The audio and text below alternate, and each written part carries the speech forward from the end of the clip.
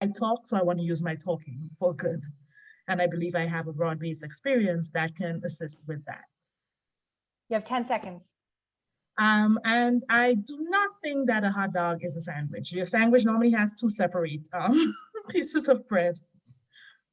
Okay, thank you. And next we have Nancy. Put myself on mute. Hi, my name is Nancy Lugassi. I have twin second grade boys at PS 101. I've been a Forest Hills resident for the past 5 years, and I'm running for CEC because I feel like parents desperately deserve representation when we're talking about planning at our school level, our district level, and I think this past year and a half really has demonstrated how much we really need that voice to champion for all of the children in our district. I feel passionately about redistributing resources more equitably, and that's not just about materials and testing. It's about disbursement of social workers and paras and OT and PT professionals. I really want to make a difference, and I think where that starts is getting to know the other parents in the district. I'm an elementary school parent who does have children that are in the process of getting IEPs, but I don't have children in middle school. I don't have children in high school. And what I want to understand from these parents is what they're looking for and what they need for more equity and a safe, productive learning environment. I do not think a hot dog is a sandwich because it is neither two separate entities nor fully open face. So I don't think it meets the definition. Okay, no one is willing to be bold with the hot dog question. That's fine. Thank you. Thank you so much, Nancy. And if it's not clear, I am just putting in the chat when you have 30 and then 15 or 10 seconds left. Okay, so just be mindful of that. So now we have VJ. Hi, good afternoon. My name is Vijay Ramjad. I'll answer the first question. The hot dog is a sandwich. Yes, it is. It depends who you ask and how you eat it. I make my hot dogs with lettuce, tomatoes. I'm Trinidadian background, so guess what? You get ketchup, mayo, hot sauce, mustard, French fries in it. It's a sandwich for me. So I currently serve as the president of D28 CEC. When my first son, I have three children, all at PS 121. My eldest son going to be at, I'm not sure which middle school is yet. They haven't let us know as yet which school. And my younger two is in second grade. They'll be going to third grade. When my son first joined PS 121, my eldest son, I right away went and said, when is the next PTA meeting? When is the next, how can I get on that? Because I realized and I know for a fact that education is a passport for the future. And I also believe that people can make decisions for us. And if we want good, I can sit back and wait for better. I have to go there and fight for it, voice my concerns, voice my opinions and say what we want. And don't say we deserve it. We need it now. We can't wait anymore. And today I am rerunning again to be part of the CEC. It's a lot of work. Oh my God, it's a lot of work. But guess what? I'm running again to serve my parents, because my constituents and my children and all children in this district deserve, you're muted, deserve. Time's up. Sorry, VJ. Thank you. Bye-bye. Thanks. Okay, obviously this is our first time doing this, so bear with us, folks. We're really gonna get the hang of the timing thing. Thank you so much. Ted, you are up next. And how much time do I have? I'm sorry. You have 1 minute and 15 seconds. All right. So hi, everybody. Ted Chang.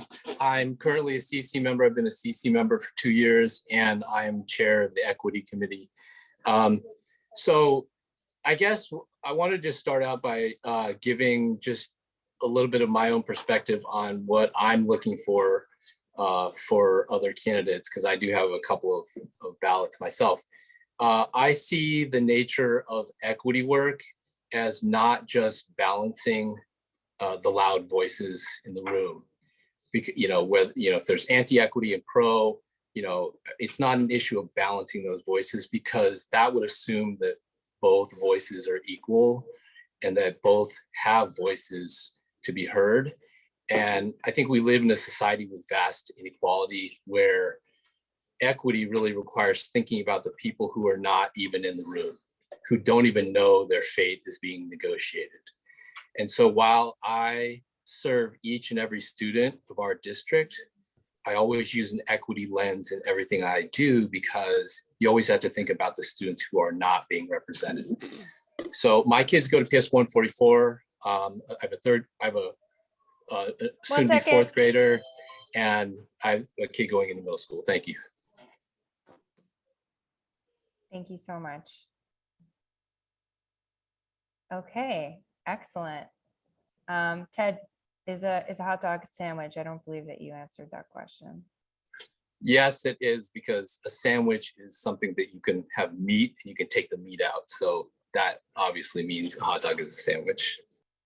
Okay, well, it's already gotten controversial. We have three anti hot dog sandwich and 2 pro hot dog sandwich. I am neutral party. I will not say where I stand on this issue, but I think this is an interesting start.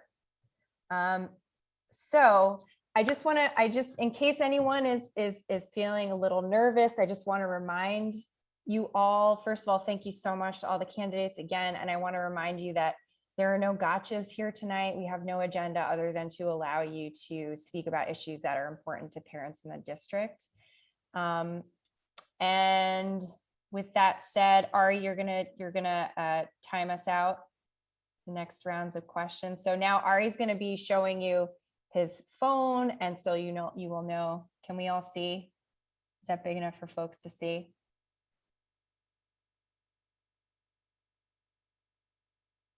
Yeah, I don't know if that method's gonna work with the background. Oh, is that better? I just have to be close when I do it. Okay. What We'll do we try it think, out. folks? Would we rather have it in the chat? I just want to make sure that everyone that all the candidates are going to be able to.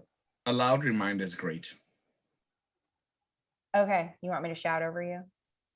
Okay. Okay, so then we'll do at the 30-second mark and then the 10-second mark. Does that work for folks? Okay. I'm sorry, could we also just have the countdown in the chat? It was incredibly helpful. Great. Thank you so much. Yeah, we'll do that. All right, can you take that on? Sure. Okay.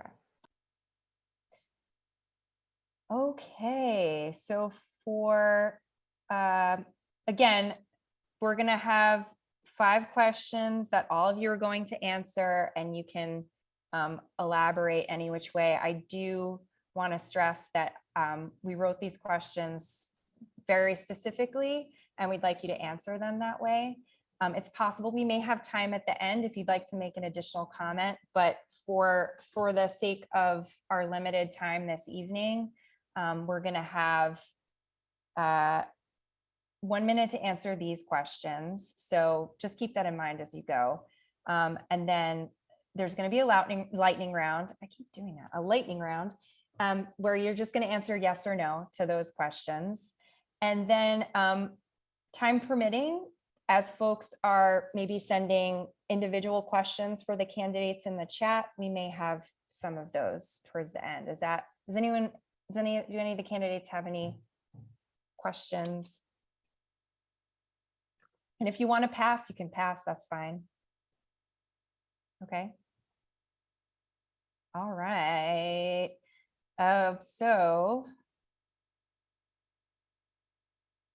I'm just going to put Simone, can you post in the chat the order? Okay. I'm going to post the order and the question. So, okay. Okay, great. So I will read the question aloud and let you guys know the order of the candidates. So question number 1. What is one population in our district that is underrepresented in decisions about schools? And how would you, as a CEC member, support their voices? So for this round, we're going to go with Natifa, Elizabeth, Nancy, VJ, and then Ted. One population that is underrepresented in decisions about their schools, I believe, are English language learners. And how can we support their voices? As a CEC member, I do understand that you are assigned as a liaison to a number of schools. And I believe that each school has a different fabric makeup. So getting to know your school, what populations are in there, what do they need? Sometimes the populations, even though two schools have the same populations, one may have a population that is fully bilingual and one may have a lot of recent immigrants who don't even know the things. Understanding that and taking that back to the CEC, bringing it up in those spaces, in those conversations, making sure every time decisions are being made that you say, hey, don't forget about these people, is one way that you can help to support that equity, but it has to come from the population first. Okay, great. Next up, we have Elizabeth.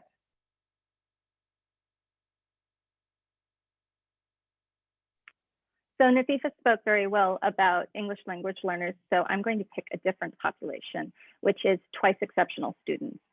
These are students who have learning challenges and who also have gifts in academic or non-academic areas. 2E students are very poorly supported by the DOE. If you don't fit into a box, whether you're gifted and talented or special needs, if you don't fit neatly into those boxes, then you don't fit anywhere. I have a 2E student and I know how badly the DOE handles 2E. One way I'd like to support them better is by expanding ICT and also by bringing some elements of ICT into all gen ed classrooms so that we can serve gifted students in their home schools. It should be very rare that we have to move gifted students and bright students out of their home schools. They need to be kept with their communities and with their schools. Thanks, and thank you, Elizabeth. And I want to another a norm that we should have addressed. Please, no word salad. Not everybody on the call knows we're all, a lot of us are DOE folks and a lot of us are on SLT and PTA, but if you could just name the not use the acronyms but name the whole, Which is hard in education, we know. Yeah, There's a lot of acronyms. Yeah, but as much as possible, just we want to be clear for the audience. Thank you so much. Okay, and now we have Nancy. Hi. Yes. So student population that I feel is honestly underserviced and underrepresented, in addition to ESL English ESL students and gifted students in the spectrum of what that means, is I don't think that the DOE, and in particular District 28, does a great job of servicing students with disabilities. Whether they be visible or invisible, I am very sensitive to the fact and very aware that not only do we not have enough paraprofessionals and enough educational supports and additional social emotional support, we logistically do not cater to students with disabilities, whether those are audio sensory disabilities or physical limitations where they don't have appropriate access to classrooms, can't navigate schools effectively or efficiently, and their general safety is often on the line given how they need to operate in these schools as they're strung together. So that's a high priority for me in understanding what I feel is an underserved population in our school system and our district, obviously. Thank you so much, Nancy. Okay, and now we have VJ. Thank you so much. Yes, I definitely agree with it's the L students. You know, the CC has one spot for an L parent to come to fight and advocate for over 40,000 children in our district.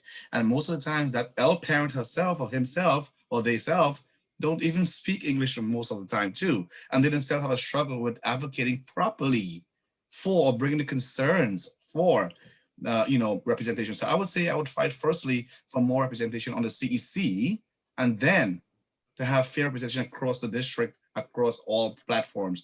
You know, we have a very huge immigrant population. 30 seconds. A big population of immigrants in our district, and their voices must be considered on every level. Thank you. VJ, keeping it tight and early. Ted, you're up. So I attend school leadership teams around the district. I think maybe like eight or nine schools. I bit off a little bit too much to chew during this cycle. And between that and the CEC and PTA, sort of executive boards that I know, one thing that I've noticed is that all of these parent leadership positions often tend to select or end up selecting parents of highly achieving students, no matter where they are in the district. And so I feel like one of the underrepresented groups in parent leadership and in and family engagement spaces are sort of students who are not at the higher end of the score spectrum in terms of their achievement scores. And so I don't really often hear stories at these meetings. I just don't hear their stories and what's happening. I would really like to find a way to engage with those families more. Thank you so much, Ted. Okay. On to the next round. So question number 2, and the order for this one is going to be Elizabeth, BJ, Natifa, Ted, and Nancy. The City Council declared that all districts in the city will be asked to come up with a diversity plan. Should the current District 28 working group members be kept, or should new members be chosen? And if the group is reformed, how can the CEC help ensure a process of selecting new candidates that are neutral and don't bring in their own biases? And what other involvement, if any, should the CEC have in the diversity planning process? I am so glad you asked this. I definitely think the working group needs to be disbanded and reformed. It was too secretive last time. You had to be a hyper-connected parent. You needed to be in a community organization that happened to be selected for representation that might not even be really in the public schools, or you needed to be the sole representative that was chosen by your principal in order to even be in the running to represent a school.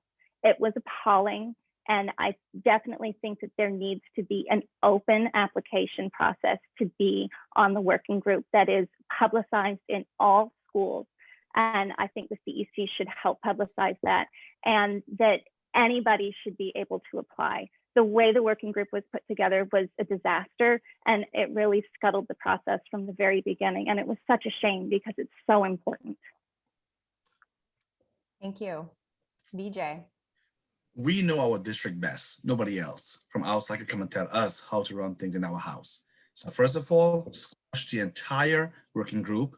Let D28 CEC take applicants from across the district, from all parents. Then we suggest selections and we vote on a parent body to be on the working group. No DOE members should be chosen by DOE and anybody else that have an equal vote in this district's decision. So I think the CEC should play an essential role in making sure that the district is represented and come up with a very fair way of taking applicants across the district, and then we build a group across. Thank you. I saw Ari hand up, I don't know. Yeah. Sorry, that's 30 seconds. You got 20 more if you need it. Oh, okay, I'm done, thank you. Thank you, VJ. Natifa. Hi. So I was not involved in the choosing of the original part. So I do agree a little bit that I didn't know, I wasn't paying as much attention to it. I think it makes sense to disband since you're having a brand new CEC, but disband the group and allow the people who were on there to again reapply in a similar way to this process, but do not dismantle or disregard the work that they've done, because I think they should have done important work. But take this, have a new or combined part that does that is inclusive across the city. And what are the involvements? I think, you know, just learning your city more by having that personal one-on-one relationship is what is needed in the diversity planning. What's needed in Forest Hill is different from in Southeast Jamaica. Thank you so much, Nasifa. Ted, you are next. So I'm gonna kind of go in a different direction. I actually don't think that they should scrap the working group and just start from scratch, because if I was obviously paying very close attention to the dynamics of why people were arguing that the diversity working group should be scrapped, and a lot of the people, or it seemed to me that that there was sort of a desire to just not do diversity planning. And so it seemed like some of that reasoning was coming from that place. And I don't think it makes sense to sort of conflate the CEC with the working group. The working group, it needs to be an equity-driven group that comes out with equity recommendations, because that's all they are, they're recommendations. And the CEC has a role to play too. The CEC is the democratic body that will be directly elected in the next cycle that makes the decision on whether or not to accept. So I think there's two different roles there. Thank you, Ted. And lastly, we have Nancy. Hi, I am in the majority here. I do think that the current group should be disbanded and reformed. A lot of parents in a pre-COVID world, honestly, probably weren't paying attention or were fighting this out on superficial levels. And, a lot of it was done there was no transparency. We don't have full impact on who was on this to begin with. We're in a post-COVID world. We need to start fresh, because honestly, this issue is too important to let go by the wayside. And I feel like there has to be some opportunity for an open application process for not just SLT, not just PA, not just CEC, not just people appointed by the DOE. We need to have actual parents getting in on this, whether it's surveys, whether it's questions, whether it's involvement. We need to have a more collaborative group, and we need to have a more open group that's ready to kind of face this from a 2021 perspective, not kind of going on like how we had modeled this in the old world. Thank you so much, everyone. Okay, we are on to question 3. This is going to be answered first by Ted, then Elizabeth, then Nancy, then Natifa, then Vijay. So what, in your view, what have you seen to be the biggest lesson about educational inequities from this COVID-19 pandemic? Well, I think the COVID pandemic didn't really create, it created some new inequities, but really what it did was it compounded many existing inequities. And so all the students who had already struggled because of all the challenges, they just ended up struggling even more. Students in temporary housing, students with disabilities, et cetera. Because the delivery of services and things like that were just made that much harder to deliver through remote options, or because of the inconsistency of remote and in-person learning. So so to me, the biggest lesson, if there is one, is not on the creation of new inequities from COVID-19, but rather sort of the revealing of all the underlying inequities that drive a lot of the things that happen in education. Thank you.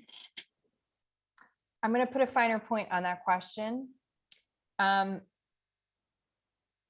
Perhaps not the biggest lesson, but what did you see that was glaring in this last year? What to you has been illuminated that perhaps you did not see before? Or you can answer the original question, but go ahead. We are not in the same ship. We are in the same storm.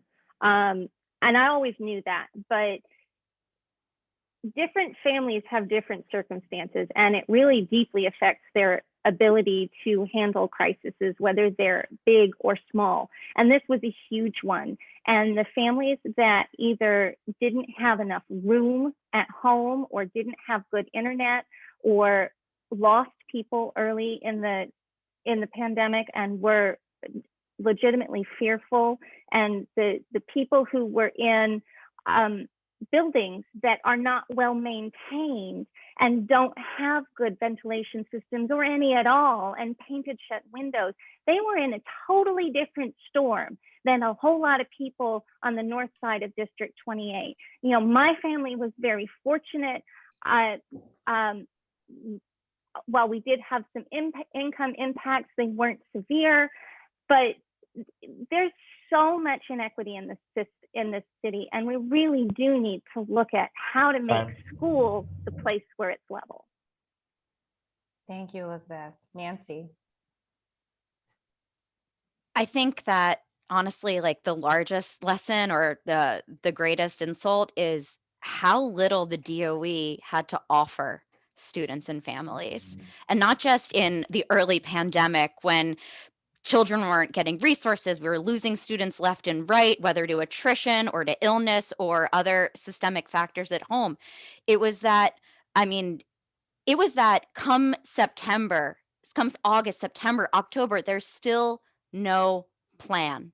And I feel like it just revealed how that exists in the DOE from the day to day, like how the school supplies don't just show up in classrooms, how teachers didn't get the PPE or equipment that they needed to like clean and teach in a brand new environment, how the schools just stayed closed and we all held our breath at the edge of a cliff into almost October. I think that it just illuminated how few resources and almost like this lackadaisical approach that really needs to just shift in the other direction. Thank you, Nancy. Natifa. I think for me, the biggest lesson, not necessarily personally, but I think that came out to the district and DOE in general, is that your experience is not mine. It's the little things that count. Timing and circumstance impacts outcome almost as much as preparation and resources. And doing the things the same way just because we always did it this way is dangerous. It's not just that it doesn't work, it's dangerous. We saw it with what happened with students and resources as in terms of iPads and computers and so forth. Okay, there was a lot of not thinking about, oh, well, you know, all my kids have their own room, their own part, as opposed to the essential worker who now was afraid of bringing COVID home to their families and forced to leave their kids with a grandparent who is not tech savvy and supposed to be managing 3 kids that have to get into 5 different Zoom classes at different times of the day. So I think that's the biggest one. Your experience is not mine, and we have to account for that. Thank you, Natifa. VJ, you are next. Thank you. The biggest lesson I saw about this whole pandemic is the basic food. The inequity about just food, like the big role that food played and how the DOE had no plan to provide food for the kids to eat. And I live in the southern part of the district, and I see, my organization does a lot of food outreach, and I see the moms bringing the kids in there pushing carts to get food to eat on the table. And that's a basic need, that if you don't have the basic gift of food to live, that's to me is the biggest injustice we have in the country, in the state, and in our city and our community. Thank you. Thank you so much. Okay, so our fourth question. Hang on one moment. So this is going to be Nancy, Ted, Elizabeth, VJ, and Natifa. So currently, 59% of public school families K-12 citywide have opted for remote, 100% remote over in-person learning. And right now, District 28 actually has the highest percentage of remote-only students in the whole city at 72%, which I did not know. I just found this out today. In light of that, do you believe that remote learning should continue to be available to our families in District 28 who want it in September 2021? And what, in your view, is the role of the CEC in ensuring that the voices of these families are heard? And if you don't believe remote learning should be an option, how would you go about building that trust with families in our communities who do not feel comfortable returning to their school buildings?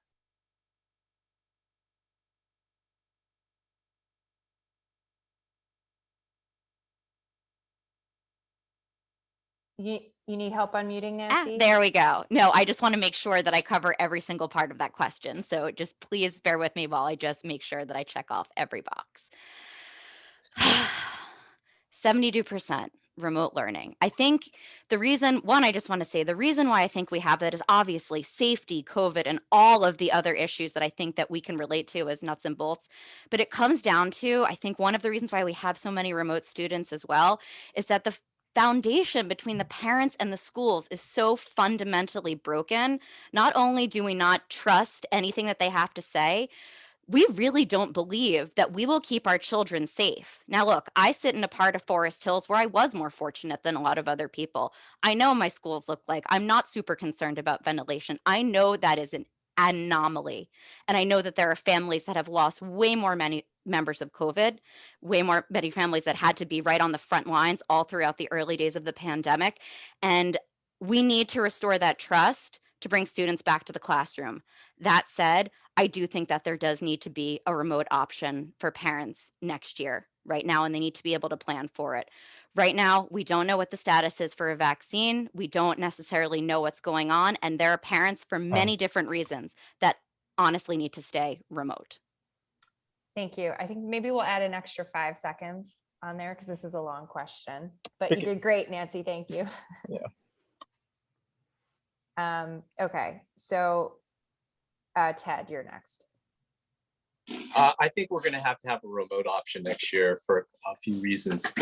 First of all, the vaccines are probably for the youngest students will just not be available in time. Second, even if they were available, these vaccines have been approved on sort of like an expedited, temporary basis. These are not sort of like the full-blown approvals that vaccines normally go through. And I don't think it's a reasonable expectation to make, I don't even know if it would be legal, to be honest, to make vaccination mandatory when these are sort of expedited approvals and not actual full-blown traditional approvals. And I think that, there are just going to be extenuating circumstances for families where some kids just won't be able to, for whatever reason. And the reality is there probably won't be vaccines and for the youngest kids, and there are going to be kids who have medical complications and family members with high risk issues. So I do think there's going to have to be remote. Thank you, Ted. Elizabeth. We've got two realities here. One is that we really are going to need to keep some sort of remote option, but I don't know what it looks like. And the other reality is that keeping a remote option is a huge burden on schools, and it has a tremendous effect on the operations of particularly pre-K through 5 schools, because in order to have a full remote option, you need full remote teachers, and that affects your class size, and it affects your ability to offer specials and clusters and gym. And so I don't know what the answer is, but I do know that there's going to need to be some sort of remote option. And I don't know whether we end up looking at pools of remote, 2 or 3 schools working together so that we can reduce the burden on schools.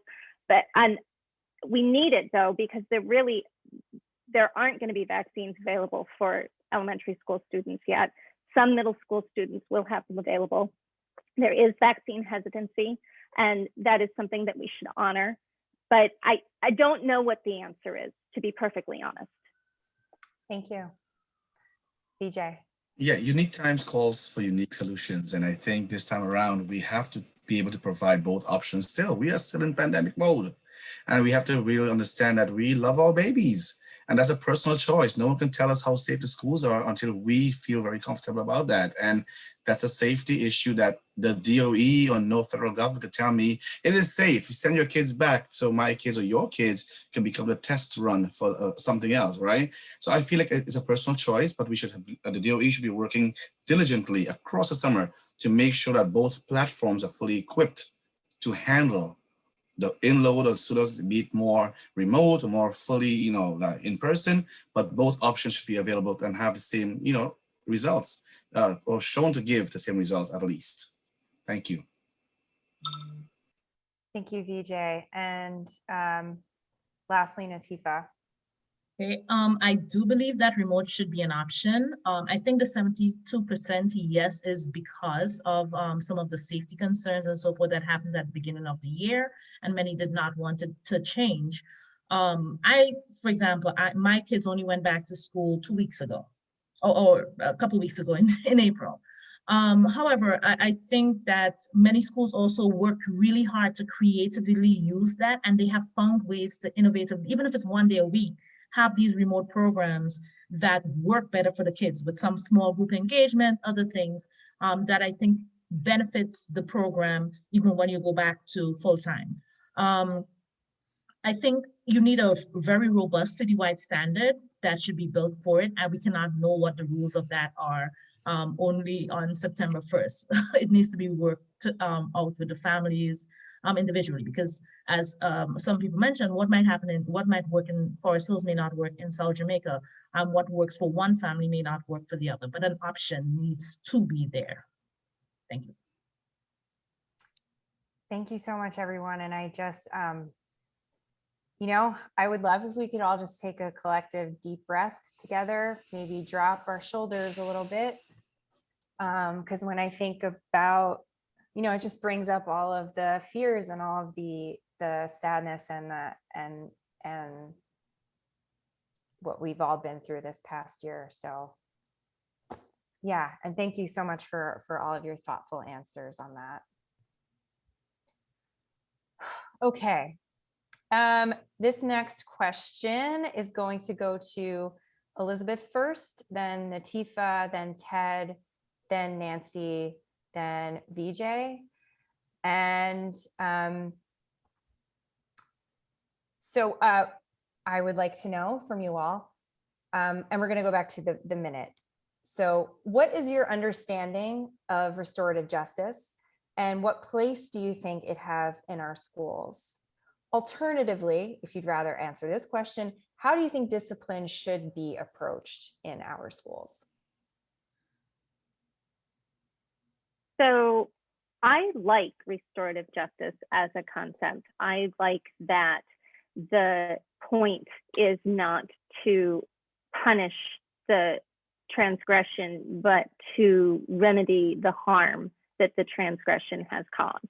And I definitely think that we need to be doing more of that in our school. When my son was a kindergartner, there was a student who was literally arrested at Russell Sage for writing on a desk, and that's not okay. They should have had to clean the desk. That should have been the thing. And I think that we need to be training guidance and social workers and deans in restorative justice. And I think that we need to be fully funding guidance departments. I don't know that we need to bring on a separate restorative justice coordinator. I do think that we need to be bringing on more guidance staff. All of our schools are criminally underfunded in guidance. And it's a real problem. We shouldn't have part-time guidance counselors in elementary school. And they should all be learning restorative justice techniques. And that should be our dominant way of teaching. Thank you. We're at time. Sorry, I missed the 30-second. Natifa. I understand restorative justice to be a bit of checks and balances when you do wrong. To be human is to err. So yes, the person who did wrong needs to take responsibility, but also the person who who the wrong was done to. Part of taking responsibility is sometimes making amends And a lot of times when we don't have restorative justice, we don't deal with the amends part and we deal with punishing. Okay, at the school system, when kids are learning, they're learning how to manipulate the world. This is the time to bring this in.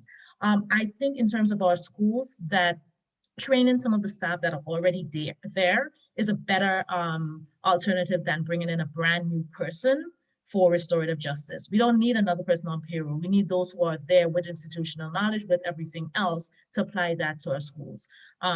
Just as a personal note, I dealt with that at my kids' old school, and then we had a new principal, and it did not work. So, thank you. Thank you for that. Ted. So, this is a new topic that I'm learning more about, and I definitely have more to learn on it. I think school safety and school climate is a complex issue, and but I definitely think that this goes in the right direction to do restorative justice. There was an incident at one of our schools, and I talked to the principal about it, and he had a very, his approach, he's already adopted more of a, restorative justice approach. And so the way it was explained to me was that, when you do the traditional method of suspending or whatever, there's no lesson for the child, for either of the children. And with restorative justice, it is actually there's more accountability that way, because you're asking the child to actually see the harm that they may have done to another child.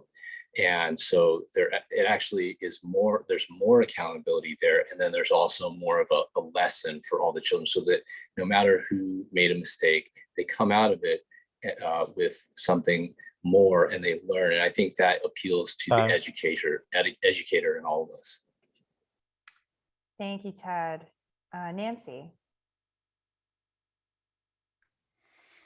Hi. I do believe in restorative justice, and I believe it does play an integral role in our educational system. Like many other candidates, I'm still learning more about it. I think that there should be I think that there should be a dedicated resource to restorative justice initiatives.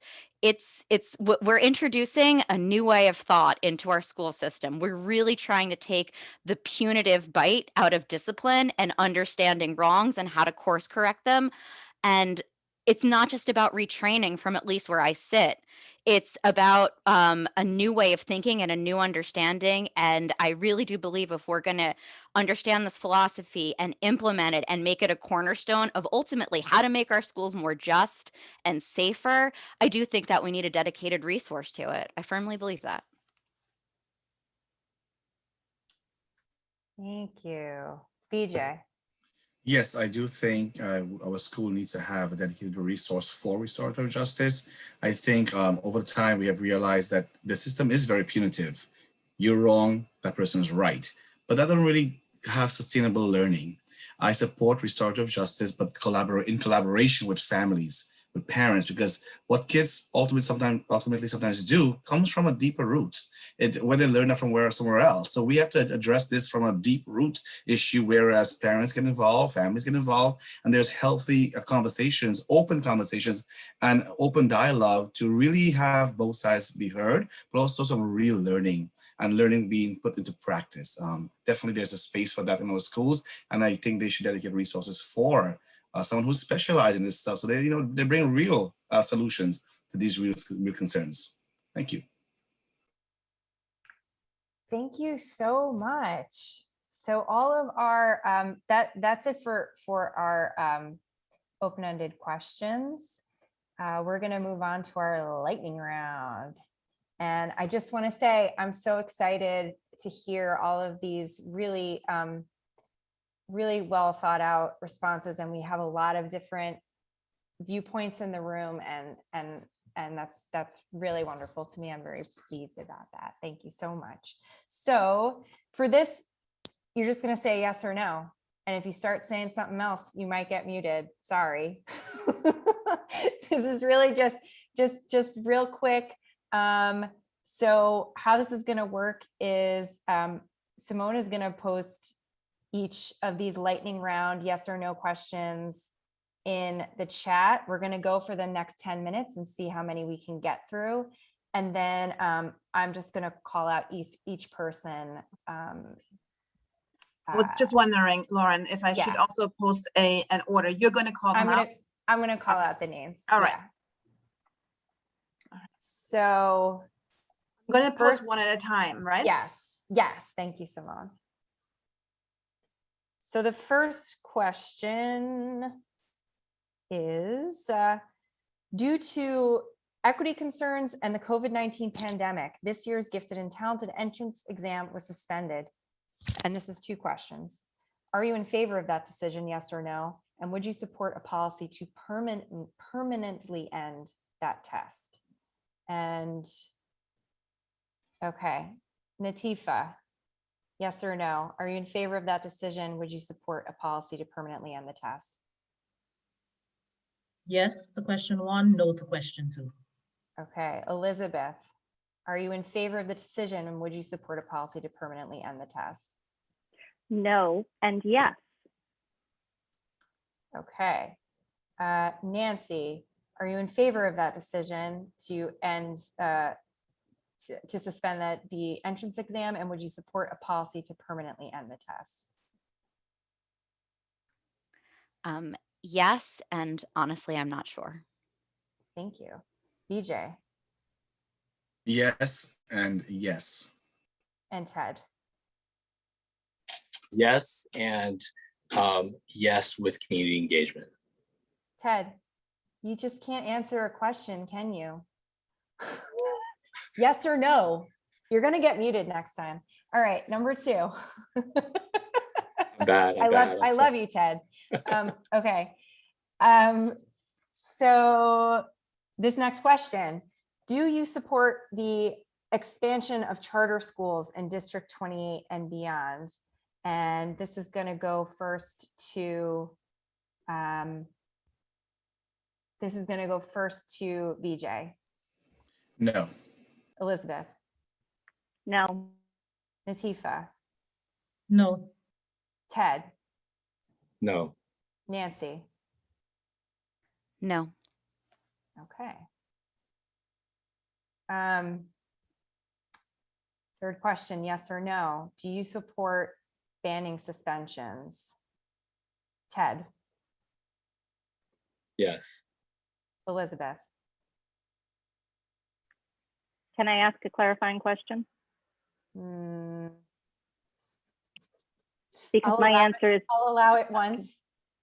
Yeah, for K through 8 or for K through 12. K through 12.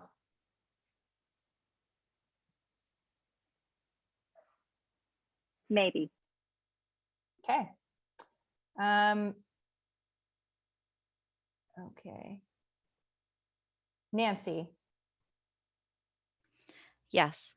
Natifa, Yes. and VJ. Yes. Okay. Fourth lightning round question. Do you support PTA's sharing funding? Nancy? Yes or no? Yes. Ted? Yes. Elizabeth? Maybe. VJ? Yes. Natifa? I'm being bad, maybe. I love it. I'm a rebel too. Okay.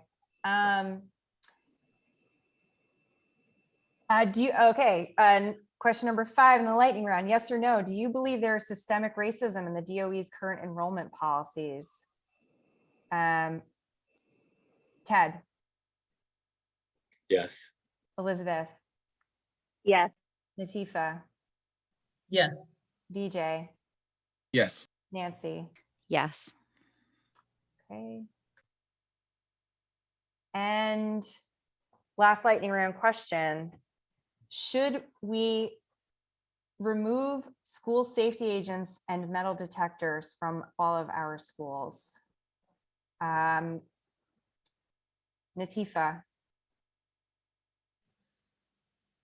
Is that a 2-part or is that a 1-part? that's one part. School safety agents and metal detectors from our schools. But they're 2 different things. That's how we define police-free schools. Then yes. Elizabeth? Yes or no? Yes. VJ? Yes. Ted? After community engagement. Yes or no, Ted? That's my maybe.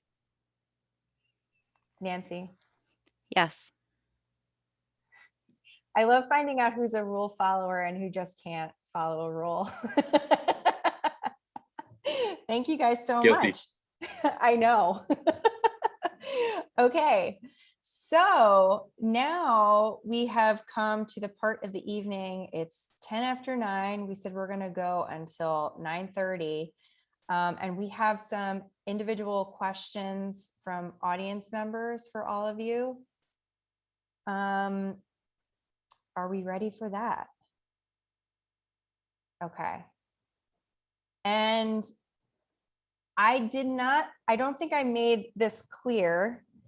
For those of you who submitted questions to Raf in the chat, not that there's anything here that I would broadcast if it was inappropriate, but I just want to make sure that folks, if you have your name, that you were okay with us using your name, or if you prefer to be anonymous.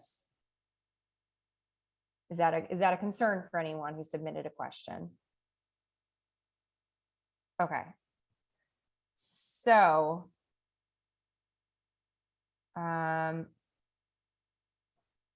okay, for VJ, this is from Tequila. I'm sorry if I'm not pronouncing that correctly. And you can please. Lauren, just for a second, are we doing 1 minute for these? Oh, yes. Yes. Well, let me see, because let me see how many we have. I think we could do 1.5 minutes. We're good on time. Yeah. So this will be 1.5 minutes. Okay. Okay. So from Tequila, and this is for VJ. What does equity in District 28 mean to you?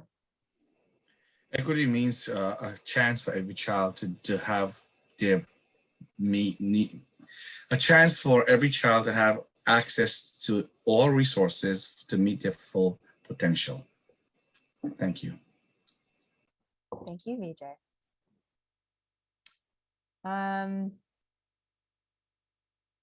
This question is for Elizabeth. This is from Josh. As a follow-up to an earlier response, he says, in matters of equity, I usually think of groups that have been historically marginalized and underserved as a result. Can you please explain why you say that gifted students, twice exceptional, have been underserved? This is for Elizabeth. Well, the first answer is that I would have talked about English language learners, but Nafifa had spoken so eloquently on it that I didn't feel like I had a lot new to add. So I jumped to my next group, which is twice exceptional students, which are students with disabilities who don't look like it because they can stay afloat in a regular classroom. What I'm really trying to capture here is students who are struggling, but who are struggling underneath the surface, or students who are struggling and we can't figure out why. And I don't feel like if the disability isn't really clear and really out there, I don't think we're serving students who have learning challenges well. I know of students who have been profoundly dyslexic, who have not been able to get the help that they need because they're not failing. You know, if you're not getting a 1, they're saying, well, you'll do fine, you'll figure it out. No, she's dyslexic and she needs intensive reading intervention. But if you're smart enough to stay afloat and not drown, then you're not being served well in the DOE. And I understand why you don't think of students who were managing just fine as being a historically marginalized group. They're not. There are many historically marginalized groups but I'm really trying to capture the students who are struggling and we don't know why. Time. Thank you, Elizabeth, and thanks for the question. Natifa, the current CEC has written a resolution to stop Asian hate in schools. Going beyond that resolution, what might be your contribution to ensure that AAPI, Asian American Pacific Islander families, will be able to send their children back to school without having to fear hate and assaults?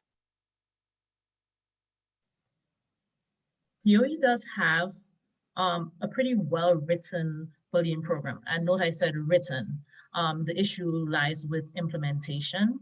And I think as CEC members, as I indicated before, getting to know your schools, your populations, their parts is important in finding out what their needs are and matching those to the existing policies that are on there. I don't believe that you always need to remove what is there to fix it. You try to see what's working, what needs help, and that's how I think we can deal with it. Putting out messages or so forth, but it should not become about, okay, Asians versus Blacks or whites or Indians or whatever it is. It shouldn't matter what group you are from. Those rules should apply across it. And bullying, yes, needs to be dealt with in a way. Education, we're in the business of education, but educated in terms of equity is an important part of that process. Thank you, Natifa. This question is for Ted. No name here. What are your thoughts on systemic racism and enrollment? Yeah, I mean, I guess what I would say is that it seems to me that the systems that we have for enrollment are largely based around wealth. You know, if you look at how we assign students to elementary school, and then when you get to the middle school and high school level, then we start to have other types of schools that screen students based on academic scores. But I think they all seem to, end up in the same place, which is to create, racially segregated schools. And I do think that and not just racially segregated, but they're segregated by socioeconomic status. I know a lot of people don't want us to know that, but that's a fact, that they are very socioeconomically segregated as well. And I think that, in terms of the, admissions policies and systemic racism, we just need to, I don't know that a revolution is ever going to happen. And I just don't think that's realistic, but I do think we need to move the needle forward. And it will require dialogue within our districts and within the city. And I think people are going to have to give up some of what they had before, but at the same time, it will be for the betterment of all the kids. Thank you, Ted. This question is for Nancy. Actually, I kind of want everyone to answer this. Do you think we have time for everyone to answer a question? We don't. Okay, so this is for Nancy and this is from Rachel.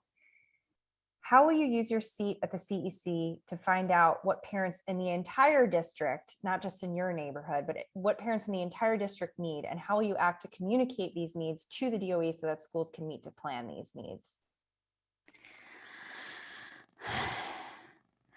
I want to use my seat at the CEC to basically give everybody else a platform.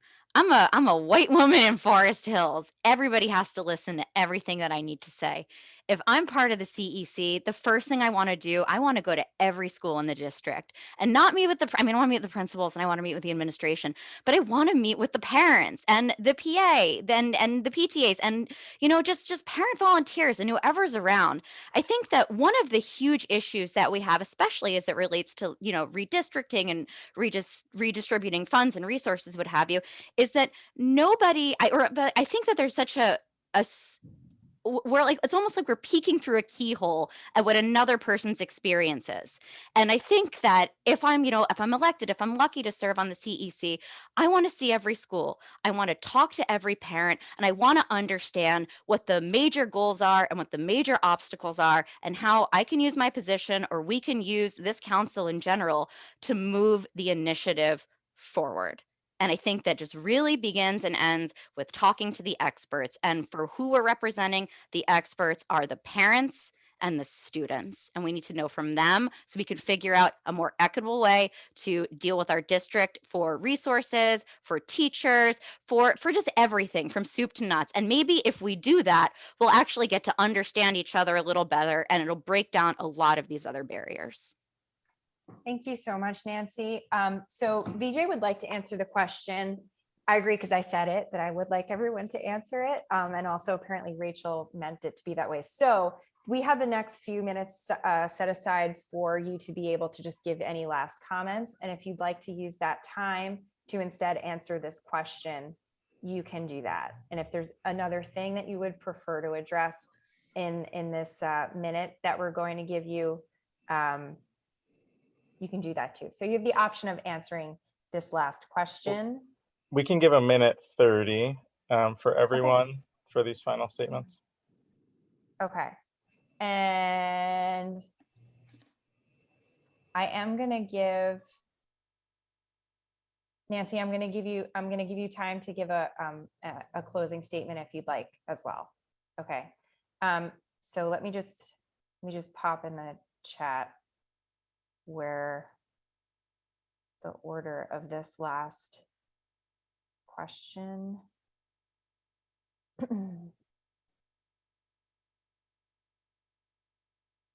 Okay. So again, you may use this time to answer that question or anything else you'd like us to know as we close out tonight. And we'll go first to Elizabeth, then BJ, Natifa, Ted, and then Nancy. So a white woman from Forest Hills is not an obvious equity candidate. And that's as it should be. I mean, you have to take my word for it that I really do care deeply about equity. And there are a lot of things that we haven't managed to talk about tonight. I don't know how we haven't managed to talk about the disparate treatment of children of color versus their white peers as regards to discipline and suspensions and perceptions of misbehavior and adultification. I don't know how we missed that tonight. I don't know quite how we missed really talking about students who have learning challenges more than I did. I don't know how we didn't really talk about much about the Asian hate crimes that are going on, and because there's a huge Asian contingent in D28, and that's a huge concern. And let's face it, it's probably a huge reason that there are still a lot of remote students. It's not COVID, it's transportation and travel and needing to spend long distances on public transit to get to their zone schools. We haven't talked about why people feel like they need to travel to get to a better school. I care about those, and that's my deal. BJ. Yes, I will incorporate a question in my closing statement. Yeah, for the past 2 years, we have seen how when you don't have access to the basic needs, you could be left out of the conversation, right? One of the things I have made very personal is to make sure our CEC take the CEC to where the parents are, meet them where they are. And many of you have come and traveled with us together in South Jamaica, in Forest Hills, in the north, in the south, because we have to meet our parents where they are. If you're an activist, this is the wrong place for you. But then you have an agenda. You want to promote your agenda. If you're an activist, go run for office, because here you shouldn't be an activist. You should bring your ears only. So you have to listen to the people's voices, the concerns, the questions, the comments, the heartaches. Because a child standing for 4 hours for a bus in the south in the rain It's different from someone waiting on a bus stop or a train station for a train underground. And you would never understand that unless you are doing that. Also, you kind of bring the same empathy for that situation. How do I plan to continue that? Exactly what I've been doing for the past 2 years, 2.5 years. Listen, be patient, try to have a sense of understanding and understand that where a parent is coming from with their concern. And why, even though it may not be a concern for you, it is a big deal for them. How do I plan to elevate those voices? Work with the superintendent first. Have a good relationship with those who make the direct decisions here and now, where you can see small steps that will lead to the bigger steps. And together as a community, we, the CEC, the President's Council, the superintendent, and then we all go as one united voice representing the entire district, together with the executive superintendent, and say, listen, we, D28, want this. Thank you. Thank you. Natifa. Hi, similarly to VJ, I'm going to incorporate the question. I do not think that one CC member can meet with or should meet with the entire district. That's why they're assigned to a certain number of schools. So you get to know your small niche so you can help them. Because we've all heard, like, you know, jack of all trades, master of none. And even as a CEC, as we said, we need to be able to listen. We need to be able to understand the needs that are out there and how we can solve them. I understand the busing issue because I went through it. I had to drive my son for 5 minutes to get a bus for an hour and a half when he was going to Forest Hills from South Jamaica. Okay, these are some of the questions that if you're in a different part, you may not understand. Someone else may not have that issue, but maybe as a recent immigrant, just didn't understand the procedures of the school. I like to get into spaces. There are people, like certain questions that people call me and ask me for in a non-official way is because I like to go that way. And I have to understand that everyone's different. As a CC person, you need to understand all your constituents are different and how to best serve them by listening, by finding out what they need, and then coming back to the table and say, okay, how can we help address this particular need in this particular community at this particular time? And putting all of those together, then you come up with a comprehensive plan. Thank you. Thank you. Who do we have next? Ted. And then Nancy.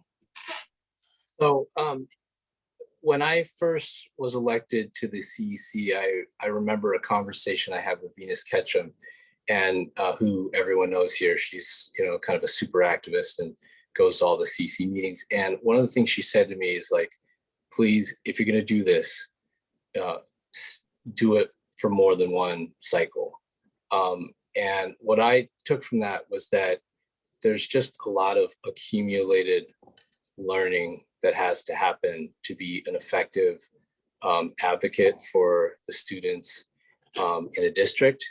And I think, and the way I see my role, I do, listening is absolutely critical, but I go a little bit further than that. And I see my role as anticipatory, that I have to not just hear what is spoken, but I need to anticipate what is not spoken. And to, if people aren't speaking, I need to wonder why they're not speaking and why we aren't hearing their voices. And so that's kind of how I view my role. You know, again, like, and I've done, I think, you know, these candidate forums are great, but let's really focus on the work that being a CC member requires. And there is a lot of it. And, you know, I've written 4 of our 5 CC resolutions. I have the new bylaws coming in May. And I think, you know, this is a position that requires work, and I've been doing it and I'm ready to do more. All Thank you so much, everyone. That is all that we have for you this evening. Nancy. Did Nancy Oh. go?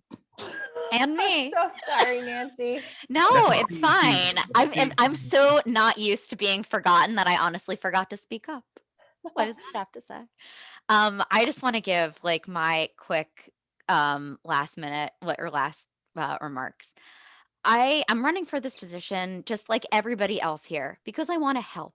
because I want to make it more fair. I want to make it more equitable. And I want all of our children's needs to be met. I want them to feel safe. I want them to be fed. I want them to feel safe. I want them to feel confident. And I want their social emotional health, their self-esteem to grow along with their education. And I think a lot of that really begins with the work that this council does, because it does take into account the whole child and what those needs are across the district. And that's really what I'm about, and it's what I want to do. Thank you. Thank you, Nancy. And I want to shout out Stella for just keeping it so nice in the comments and encouraging. I love to see it. Thank you. Ari, I'm going to kick it over to you. You guys were fantastic. Thank you so much. It's hard to be put on the spot like that. Yeah, oh my gosh.